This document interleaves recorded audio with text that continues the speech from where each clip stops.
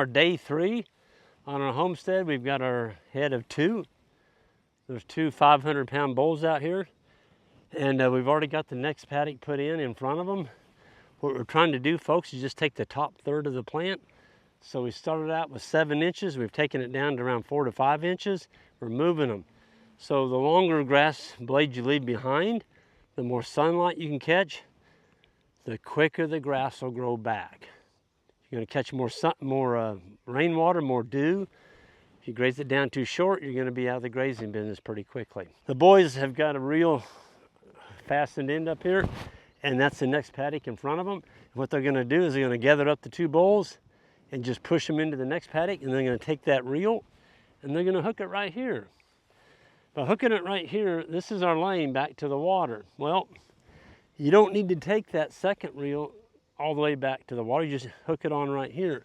So this is the 3rd move, 3 days in a row that we've given them their piece of grass, and they're still needing water. So we're just going to extend the lane back to here, which is roughly around 120 feet. So here they go. They've got the reel off, and now they're going to go gather the bulls, and they're going to push them into their new paddock, and then they'll extend the lane back to here. Here they go.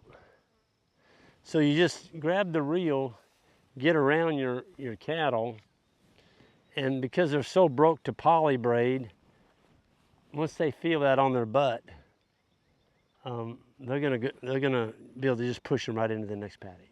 And that wire's not hot, but they think it is.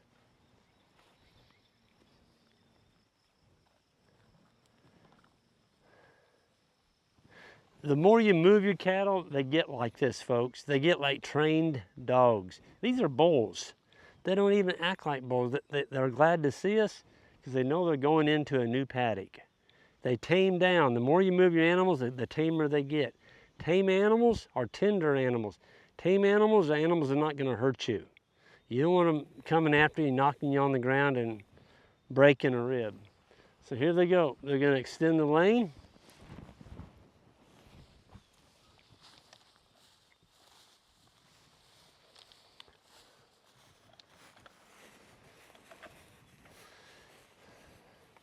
And now he's going to just power it up so it's hot.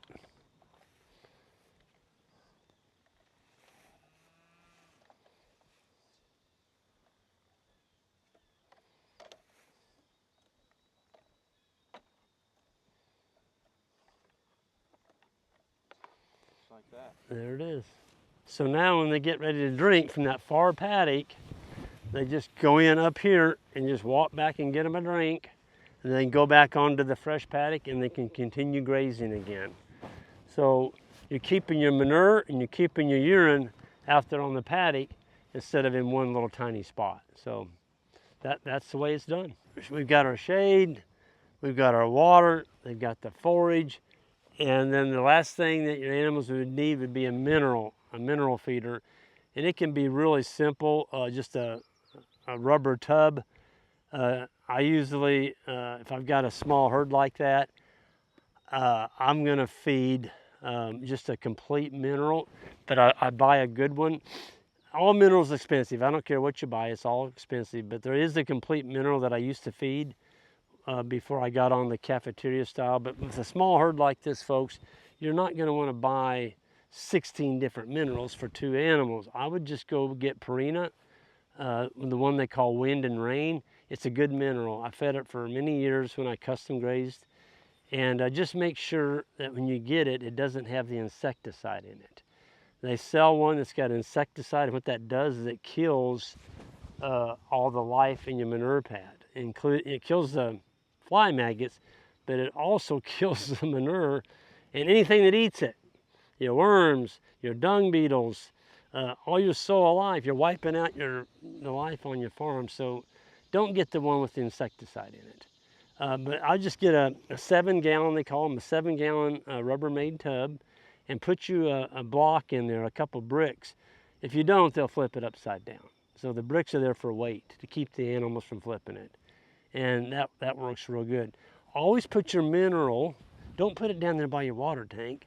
Put it on the far corner of your paddock away from the water. because mineral is a magnet. It draws animals to it. And so if you put the mineral in the water at the same spot, you're getting a buildup of manure in one area. Put it at the far corner.